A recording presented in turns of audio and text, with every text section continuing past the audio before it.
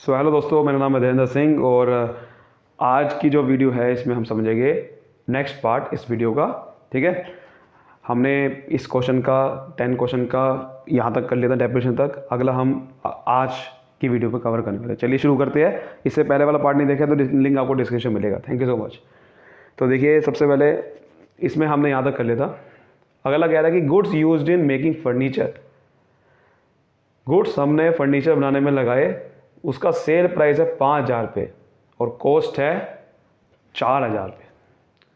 तो इसका मतलब गुड्स हमने फर्नीचर बनाने में लगाए, तो इसका मतलब फर्नीचर बनाने में हमने अगर गुड्स लगाए हैं तो हमारा गुड्स कम हो गए होंगे, है ना। क्योंकि गुड्स अगर फर्नीचर बनाने में लगाने पड़े जिसका सेल प्राइस तो 5,000 रुपये है लेकिन कॉस्ट कितनी है, 4,000 रुपये है। तो हमारा बेसिकली इसकी एंट्री क्या होगी, हमें तो ये समझना है ना इसकी एंट्री क्या होगी। अगर फर्नीचर बनाने में हमारे गुड्स लगे हैं तो हमारा बेसिकली हमारा एंट्री क्या होगी, हमें इसको समझना है। ठीक है, सबसे पहले आपको समझना है कि फर्नीचर अभी बना नहीं है। ठीक है, हमें गुड्स जो लगाने पड़े फर्नीचर बनाने में हमें उसकी करनी है। देखिए, कोई भी चीज़ जिस चीज़ को बनाने में लगी है वो खर्चा उसके अंदर ही जोड़ना पड़ता है। मान लो फर्नीचर बनाने के लिए जो भी आपने पीछे खर्चे किए, रॉ मटेरियल, इंस्टॉलेशन, जो भी खर्चे किए वो सब फर्नीचर के अंदर ही जोड़ना पड़ता है। ये ध्यान रखना आपको। मतलब जो भी आपने सामान पीछे से ख़रीदा कुछ भी इस चीज़ों को बनाने के लिए, वो किसके अंदर जोड़ूंगा, फर्नीचर की कॉस्ट में ही जोड़ूंगा। क्योंकि फर्नीचर बनाने में जो भी पैसा लगा रहा हूँ, पीछे गुड्स खरीदा, कुछ भी खरीदा, वो सब किसके अंदर लगा हुआ, उस एसेट में ही लगा दूंगा। तो फर्नीचर अकाउंट ही डेबिट होगा, ध्यान रखना। ठीक है, फर्नीचर अकाउंट ही डेबिट होगा। इस चीज़ को बहुत ध्यान से समझना आपने, क्योंकि आपका गुड्स आपने नहीं खरीदा पीछे से। ये नहीं कह रहा कि गुड्स अगर खाली खरीदता तो परचेज अकाउंट डेबिट होता, लेकिन यहाँ पर गुड्स बनाना किस लिए, गुड्स किस लिए यूज़ हुआ, फर्नीचर बनाने के लिए। तो फर्नीचर की कॉस्ट में जोड़ूंगा, तो फर्नीचर की कॉस्ट में जोड़ूंगा तो फर्नीचर अकाउंट बढ़ेगा, यानी कि फर्नीचर अकाउंट डेबिट करूँगा क्योंकि फर्नीचर एसेट होता है, और इसी की कॉस्ट में जोड़ दूंगा।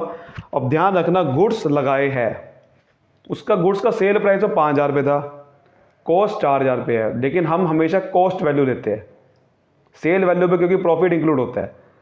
हमें ये नहीं देखना कि गुड्स की सेल वैल्यू क्या है, नहीं, खरीदा कितने का था, गुड्स 4,000 रुपये खरीदा था ना, तो हमें ये देखना है गुड्स बेचने के लिए नहीं खरीदा है, फर्नीचर बनाने के लिए खरीदा है वो, तो बेचने वाली वैल्यू नहीं देखनी है, खरीदने वाली वैल्यू देखनी है। तो खरीदा कितने का था, कॉस्ट वैल्यू कितनी है, 4,000 रुपये। इसका मतलब खरीदा 4,000 का गुड्स, और गुड्स क्योंकि फर्नीचर बनाने के लिए है तो जो भी एसेट को बनाने के लिए खर्चा होता है वो एसेट में ही जोड़ देते हैं, ना कि उसको अलग से लिखेंगे। ठीक है, क्योंकि फर्नीचर बनाने में खर्चा हुआ ना, फर्नीचर के खर्चे में ही जोड़ दूंगा, फर्नीचर की अकाउंट में ही सारा जोड़ दूंगा। फर्नीचर है ना वो मेरा, अगर मेरा वो फर्नीचर बनाने के लिए नहीं होता तब तो हो सकता है कि मैं परचेज अकाउंट लिखता। समझ आ रही बात। तो इसलिए ये हमने लिख दिया। उसके बाद टू कैश अकाउंट। ठीक है, अब ध्यान से देखना, एक चीज और, टू कैश अकाउंट नहीं आएगा, टू कैश अकाउंट नहीं आएगा। क्यों नहीं आएगा, देखो ध्यान से, क्योंकि बेसिकली हमारा खर्चा कोई कैश से नहीं हुआ। क्यों, क्योंकि देखो आपके गुड्स लगाए हैं, और आपको पता है ना गुड्स क्या होते हैं। फर्नीचर का देखो आपको खरीदना बेचने का काम नहीं होगा, आपका गुड्स लिखा हुआ है अलग से, तो उसका मतलब गुड्स होता है जो आपका गुड्स आपका मेन काम होता है। गुड्स का मतलब ये क्या होता है, जिस चीज़ का आपका मेन काम है, जो आप खरीदते हो, बेचते हो, सामान बेचते हो, जो एक्चुअल में फर्नीचर बनाने में जो लगाया वो अपना ही सामान लगा दिया, अपने ही गुड्स लगा दिए, ये वो कह रहा है। तो आपके गुड्स जो आपके पड़े होते हैं बिजनेस के अंदर, वो मुझे बताओ कैसे पड़े होते हैं। वो आपका जब गुड्स खरीदते हो तो आपकी एंट्री क्या होती है, purchases account debit to cash account, ये होती है हमारी एंट्री। तो गुड्स जब आप खरीदते हो तो परचेज अकाउंट में डाल देते हो, और परचेज अकाउंट में ही गुड्स होते हैं, है ना। जो भी आप गुड्स खरीदते हो, और वही गुड्स आपके बिजनेस से कम हो गए, क्योंकि ये आपने गुड्स यहाँ से निकाले और कहाँ लगा दिए, फर्नीचर बनाने में, तो फर्नीचर की कॉस्ट में जोड़ दिया, लेकिन हमारा कम क्या हो गया, गुड्स, हमारे बिजनेस से गुड्स कम हो गए। और गुड्स अकाउंट तो लिखते नहीं है, हम क्या लिखते हैं, परचेजेज अकाउंट लिखते हैं गुड्स की जगह। हम बेचते हुए सेल्स अकाउंट लिखते हैं, लेकिन जो गुड्स ऑलरेडी पड़े हुए थे अगर आपने वही लगाए हैं तो वो ऑलरेडी पड़े हुए किस में थे, परचेज अकाउंट में, वही आपने लगा दिए तो परचेज अकाउंट आएगा। ध्यान रखना ये बहुत इंपॉर्टेंट एंट्री है। तो 4,000 रुपये लगाएंगे और यहाँ लिखेंगे being goods used in making furniture. Clear हो गया, ऐसे करते हैं। तो पिछली वीडियो में हमने बहुत सारी अलग अलग हमने बात करी थी, देखो कि हमने अलग अलग एडजस्टमेंट एंट्री समझी थी। ऐसे ही एक और एडजस्टमेंट एंट्री होती है जिसका नाम होता है इनकम रिसीव्ड इन एडवांस, या फिर इसको हम अनअर्न्ड इनकम भी बोलते हैं, कि ऐसी इनकम जो आपने कमाई नहीं, मतलब आपको एडवांस में मिल गई, आपने कमाई हुई इनकम नहीं है, वो अभी कमाई नहीं थी, एडवांस में पैसा मिल गया। अब मुझे बताओ पहले, जब पैसा आपको कोई मिलता है, इनकम मिलती है, तो उसकी एंट्री क्या होती है, कैश अकाउंट डेबिट टू, इस इनकम का नाम आता है ना, यही होती है। अब आपको ये जो चीज़ें पता चलती है ना कि आपने एडवांस में पैसा मिल गया, ये सब साल की एंड में पता चलती है कि अच्छा आपकी कोई इनकम थी, इसमें एडवांस वाली इंक्लूड है, तब ये आपको एंट्री करनी पड़ती है, एडजस्टमेंट एंट्री। ठीक है, डायरेक्ट एंट्री नहीं करनी पड़ती कि आपको इनकम एडवांस में मिले तो सीधा कैश अकाउंट डेबिट हो जाएगा, नहीं। इनकम कहेगा कि पहले मिल चुकी है, उसमें से कहेगा कि इसमें इनकम आपको मिल चुकी थी और इस इनकम में एडवांस वाली इनकम इंक्लूड है, तब एंट्री कैसे करेंगे। अगर इस इनकम में कोई एडवांस वाली इनकम इंक्लूड है तो मुझे ये इनकम माइनस करनी पड़ेगी, इस इनकम अकाउंट को कम करना पड़ेगा, क्योंकि आपको एडवांस इनकम का मतलब क्या है, अगले साल वाला खर्चा आज ही मिल गया तो ये। लेकिन हम अकाउंटिंग कैसे करते हैं, हम कभी भी एडवांस वाले खर्चे रिकॉर्ड नहीं करते, हम इस साल के जो होते हैं खर्चे सिर्फ उसी को रिकॉर्ड करते हैं, या उस साल की जो इनकम होती है उसी को रिकॉर्ड करते हैं। बट अगर इसमें कोई ऐसी इनकम है जो अगले साल वाली है तो हमें इस इनकम को हटाना होगा। हटाएगी कैसे, क्रेडिट है ना, ये डेबिट कर दूंगा, इस इनकम अकाउंट को कम कैसे करूँगा, क्रेडिट है डेबिट कर दूंगा। अब क्रेडिट साइड पे क्या कैश अकाउंट लिख दूंगा, नहीं, कैश अकाउंट तो डेबिट हो ही रखा है ना, कि इनकम तो मिल चुकी है, इस इनकम को वापसी नहीं कर देंगे हम। लेकिन अगले साल का क्योंकि इनकम है तो अगले साल के लिए हमारे लिए एक लायबिलिटी बन चुकी है कि हमें कुछ ना कुछ सर्विस देनी पड़ेगी। अगर हमें इनकम मिलती है तो हमें साथ में कुछ देना भी पड़ता है ना। मान लो कि मुझे रेंट मिला, रेंट की इनकम मिल रही है तो मुझे रेंट की सर्विस किसी को देनी पड़ेगी। अगर मुझे इंश्योरेंस का पैसा मिल रहा है तो मुझे इंश्योरेंस की सर्विस किसी को देनी पड़ेगी, तो यहाँ पर देना पड़ेगा। और यहाँ पर नाम लिख देंगे, किस अकाउंट में डाल दूंगा ये, कि जो फ्यूचर में कुछ ना कुछ आपको ये जो बेनिफिट होगा, सॉरी लायबिलिटी होगी आपके लिए, income received in advance account में डाल दूंगा। जैसे वहाँ पर प्रीपेड एक्सपेंस अकाउंट में डाला था, नीचे आउटस्टैंडिंग एक्सपेंस में डाला था, ऐसे ही इसको कहाँ डाल दूंगा, income received in advance. Cash account को क्रेडिट नहीं करेंगे क्योंकि आपको कैश ऑलरेडी मिल चुका है, बस आपको अगले साल अब कैश नहीं मिलेगा। ठीक है, तो कैश अकाउंट तो डेबिट अगले साल करना था लेकिन आपने आज ही कर दिया, कोई दिक्कत नहीं है। बस हमें क्या करना है, इस इनकम अकाउंट को बंद कर देना है। कैश तो बढ़ गया, कोई दिक्कत नहीं है, कैश बढ़ गया तो बढ़ गया, हमें इस इनकम अकाउंट को ख़त्म कर देना है। और उस इनकम अकाउंट को ख़त्म करके कहाँ डाल देना है कि लायबिलिटी, कि कैश अकाउंट आपका अल्टीमेटली, देखो एंट्री पता क्या हो रही है अल्टीमेटली, आप ध्यान से देखोगे तो इनकम अकाउंट तो क्रेडिट से डेबिट हो गया तो इनकम तो ख़त्म होगी, इनकम अकाउंट देखो दोनों कैंसिल हो गए। अल्टीमेटली एंट्री पता क्या हो रही है, यही हो रही है, कैश अकाउंट डेबिट हो रहा है और to income received in advance, यानी कि आपको जो पैसा मिला वो पैसा किस चीज़ का, अगले साल का, तो आपने कहाँ डाल दिया, उसका नाम बदल के इनकम रिसीव्ड इन एडवांस डाल दिया, ये आपकी लायबिलिटी बन जाती है। Ultimately entry cash account debit to income received in advance ही हो रही है, क्योंकि इनकम अकाउंट देखो ना कट गया दोनों, समझ गए। तो अब देखो यही एंट्री बुक में क्या कह रहा है, देखो वो क्या कह रहा है। तो हमारे सामने आप देखोगे तो ये है 6th रिसीव्ड कमीशन और 20,000 रुपये बाय चेक, और आधी इसमें एडवांस है। तो आपको 20,000 रुपये कमीशन मिली चेक से, आधी एडवांस है। आप कैसे करेंगे, तो देखो सबसे पहले तो आपको कमीशन रिसीव हुई चेक से, पहले इसकी एंट्री करते हैं। कमीशन रिसीव होने की एंट्री क्या होती है, पहले कमीशन रिसीव हुई, इनकम है, इनकम को क्या करते हैं, क्रेडिट करते हैं। तो यहाँ लिखिएगा टू कमीशन अकाउंट। और बैंक चेक से रिसीव हुई है तो बैंक में पैसा आया होगा तो बैंक अकाउंट डेबिट कर देते हैं। 20,000 की आई ना, 20,000 कर दी, ठीक है। तो यहाँ लिखेंगे being commission received by cheque, ठीक है। अब लेकिन वो कह रहा था कि आधी इसके अंदर एडवांस है, तो एडवांस है तो अब वो हटानी पड़ेगी। यानी कि जो आपने कमीशन अकाउंट लिखा इसमें से तो आधी एडवांस में है, तो ये कमीशन अकाउंट को बंद करो, आधा वाला। आधा कमीशन आपकी है ही नहीं इस साल की, तो आधी इनकम है ही नहीं, तो आधी इनकम को बंद करना पड़ेगा 10,000, यानी कि 20,000 का आधा 10,000, और उसे कहाँ डाल देना पड़ेगा, एडवांस वाली कमीशन में डाल देना पड़ेगा। यहाँ लिखना पड़ेगा to commission received in advance, यानी कि अब ये फ्यूचर की आपकी लायबिलिटी में डाल देना पड़ेगा कि अब आपके लिए ये लायबिलिटी बन गई है कि जो आपको एडवांस में मिली है वो तो आपने कम कर दिया, उसे कहाँ डाल दिया, टू कमीशन रिसीव्ड एडवांस 10,000 से। तो यहाँ लिखिए बीइंग एडवांस कमीशन एडजस्टेड, यानी कि उसको एडजस्ट कर दिया आपने, ठीक है। एडवांस कमीशन को एडजस्ट कर दिया आपने पिछली वाली कमीशन से।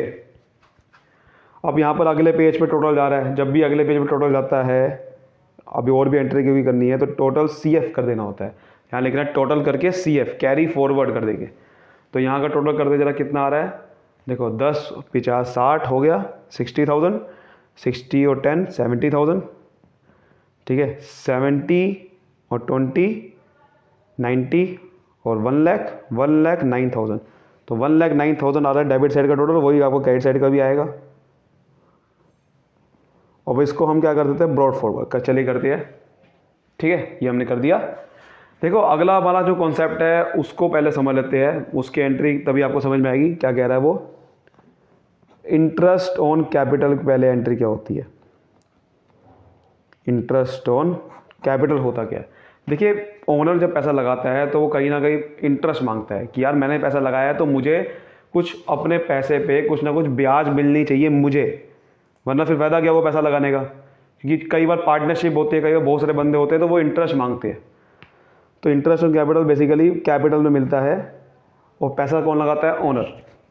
देखिए जब हमारा बिजनेस में पैसा लगाता है ओनर तो उसकी एंट्री क्या होती है, कैश हमारे बिजनेस में आता है और कैपिटल अकाउंट बनता है, cash account debit to capital account, यही एंट्री होती है ना। अब जब इंटरेस्ट देना पड़ रहा है, देखो हमारा अकाउंटिंग किस हिसाब से होती है, बिजनेस के हिसाब से होती है। इंटरेस्ट किसको देना पड़ रहा है, बिजनेस को देना पड़ रहा है, ओनर को, ध्यान रखना। इंटरेस्ट किसको देना पड़ रहा है, बिजनेस को। ओनर ने पैसा लगा रखा है तो अगर बिजनेस को इंटरेस्ट देना पड़ रहा है तो बिजनेस के लिए खर्चा है, खर्चा क्यों करते हैं, डेबिट। तो यहाँ लिखिए इंटरेस्ट ऑन कैपिटल अकाउंट, है ना, डेबिट। और उस किसको देना पड़ रहा है, ओनर को। ओनर का यानी कि जो कैपिटल है वो बढ़ जाएगी क्योंकि इंटरेस्ट देना पड़ रहा है। तो अगर इंटरेस्ट देना पड़ रहा है कैपिटल पे तो इसका मतलब ओनर की कैपिटल बढ़ जाएगी, जितने भी कैपिटल होगी ओनर की, और वो बढ़ जाएगी क्योंकि इंटरेस्ट मिल रहा है। और कैपिटल बढ़ती है तो क्या होगा, क्रेडिट। तो टू कैपिटल अकाउंट, तो कैपिटल बढ़ी तो इसलिए क्रेडिट होगी, बिजनेस के लिए खर्चा है तो ये हो गया।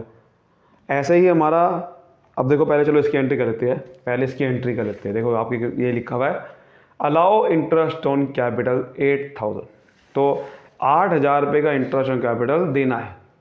तो हमारी इसकी एंट्री क्या होगी, ये भी सारी 31 मार्च को ही होती है, तो इसलिए मैं ये लगा रहा हूँ, ठीक है, डैश।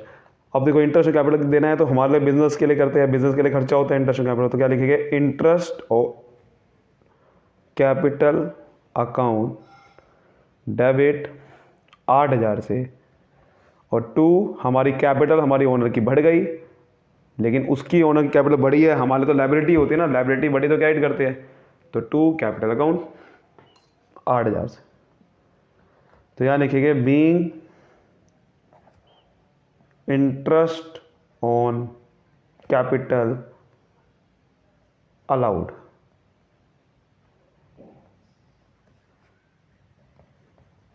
ठीक है। अगला हमारा है, कई बार इंटरेस्ट ऑन कैपिटल के अलावा एक और चीज होती है जिसका नाम होता है interest on drawing. Interest on drawings. कई बार क्या होता है बिजनेस में ओनर अपना ड्राइंग, आपको पता है ड्राइंग क्या होता है, जब बिजनेस में से ओनर पैसा निकालता है बिजनेस से अपने पर्सनल यूज़ के लिए, अपने घर के खर्चों के लिए। लेकिन उसको बिजनेस रोकने के लिए, क्योंकि बिजनेस क्या चाहता है कि ये जो पैसा है मेरे बिजनेस से बाहर ना निकले, फालतू के पैसे खर्च कर दिया रहा है ओनर मेरे बिजनेस से निकाल के, क्योंकि हम तो अकाउंटिंग बिजनेस के हिसाब करते हैं। तो बिजनेस ये सोचता है कई बार कि अब आपको बिजनेस का सोचता है, अरे मेरे भाई बिजनेस के लिए कई बार बहुत सारे बंदे होते हैं बिजनेस में, ओनर एक नहीं होता, कई सारे होते हैं। तो वो डिसाइड करते हैं कि ये जो बिजनेस में पैसा लगा रहे हैं हम, वो बिजनेस से बाहर ना जाए फालतू के खर्चों के लिए। तो इसलिए बिजनेस क्या करता है, कई बार ओनर से कहता है कि भाई अगर आपने ड्राइंग ज़्यादा करी तो हम आपके ऊपर इंटरेस्ट लगा देंगे। अब आपको इंटरेस्ट मुझे देना पड़ेगा, पहले मैं कैपिटल पे आपको इंटरेस्ट दे रहा था, अब आप मुझे इंटरेस्ट दो, तो मुझे इंटरेस्ट दो बार आप। तो कई बार क्या होता है ड्राइंग पे इंटरेस्ट लगा देते हैं। हमने बिजनेस में पॉलिसी बना दी कि जो भी ओनर पैसा निकालेगा बिजनेस से पर्सनल यूज़ के लिए, ड्राइंग के लिए, तो उस पर इंटरेस्ट लगा देंगे। तो अगर बिजनेस में अब इंटरेस्ट मिल रहा है, हम अकाउंटिंग किस हिसाब से करते हैं, बिजनेस के हिसाब से। अब इस बार बिजनेस में अगर इंटरेस्ट मिल रहा है तो फायदा हो गया, इनकम होगी। यहाँ पर तो एक्सपेंस था, तो इनकम होगी, तो क्या करते हैं, क्रेडिट करते हैं। क्या करते हैं, क्रेडिट करते हैं ना। तो यहाँ लिखेंगे to interest on drawing account, है ना। इनकम हो गई तो क्रेडिट करते हैं। हालांकि आपको पता है इनकम होगी क्रेडिट करते हैं, क्यों करते हैं, क्योंकि यही पैसा कैपिटल पे ही जाने वाला है। क्योंकि जो भी इनकम होती है वो क्रेडिट इसलिए करते हैं क्योंकि कैपिटल बढ़ती है, अल्टीमेट लायबिलिटी बढ़ रही है मेरी, इसलिए क्रेडिट कर रहे हैं। ओनर पे जो भी इंटरेस्ट दे रहा है बिजनेस को, वो अल्टीमेटली बिजनेस का इंटरेस्ट उसी पे जाने वाला है। वो क्योंकि कैपिटल ही बढ़ती है, इनकम है, इनकम से कैपिटल बढ़ती है और कैपिटल ओनर पे जाती है। हालांकि वो पता ना रूल आपको, मतलब वो आपको पता है उस तरीके का, इसलिए इनकम को क्रेडिट कर रहे हैं। इनकम क्रेडिट होती है। डेबिट क्या होगा, क्या फ़ायदा हुआ, फ़ायदा डेबिट होता है, नुकसान क्रेडिट होता है। नुकसान आपको समझ में आ गया। अब आपको अगर नुकसान का है तो बिजनेस में इंटरेस्ट मिल रहा है, मैंने क्या बताया आपको, जो भी बिजनेस पे इनकम आती है वो इनकम का जाते हैं कैपिटल पे जाती है, और कैपिटल बढ़ती है इनकम से, और कैपिटल लायबिलिटी होती है, लायबिलिटी बढ़ती है तो क्रेडिट करते हैं, लायबिलिटी नुकसान है इसलिए क्रेडिट हो रहा है। फ़ायदा क्या होता है, फ़ायदा क्या हुआ, फ़ायदा ये हुआ कि ये जो इंटरेस्ट चार्ज करेंगे वो किस पे करेंगे, ओनर के पैसे पे करेंगे। यानी कि ओनर ने जो पैसा लगा रखा है बिजनेस पे उससे चार्ज करेंगे कि भाई मुझे इंटरेस्ट दे, तेरे पैसे से लूँगा। बिजनेस क्या कहेगा, तेरे पैसे से लूँगा, यानी कि तेरा पैसा कम हो गया कैपिटल का, तो capital account debit. Capital credit है, जो कैपिटल कम हो गया तो डेबिट करते हैं। तो कैपिटल का पैसा कम करेंगे, इंटरेस्ट ऑन ड्राइंग लेंगे, और इसलिए वो क्रेडिट हो गया। हालांकि यही इंटरेस्ट ऑन ड्राइंग इनकम होती है बिजनेस के लिए, और दोबारा से ये ओनर पे ही जाएगा।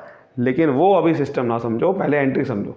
एंट्री क्या होगी कि कैपिटल कम हुई क्योंकि कैपिटल से चार्ज करेंगे इंटरेस्ट, और इंटरेस्ट ऑन ड्राइंग हमारी इनकम बन गई। तो यही एंट्री देखो करने वाले, लास्ट एंट्री हमारी यही है, चार्ज इंटरेस्ट ऑन ड्राइंग 1500 रुपये। तो 1500 रुपये चार्ज करो, यानी कि 1500 रुपये उसकी कैपिटल पे चार्ज करो, तो उसकी कैपिटल को कम करेंगे। कैपिटल कम होती है डेबिट साइड से क्योंकि लायबिलिटी है 1500, और हमारे लिए इनकम आ गई। इनकम क्या होती है, क्रेडिट। तो to interest on drawing account, income का नाम क्या है, इंटरेस्ट ऑन ड्राइंग अकाउंट। तो यहाँ लिखेंगे being interest on drawings charge. ठीक है, अब हमारा क्वेश्चन खत्म हो गया। टोटल करते सीधा,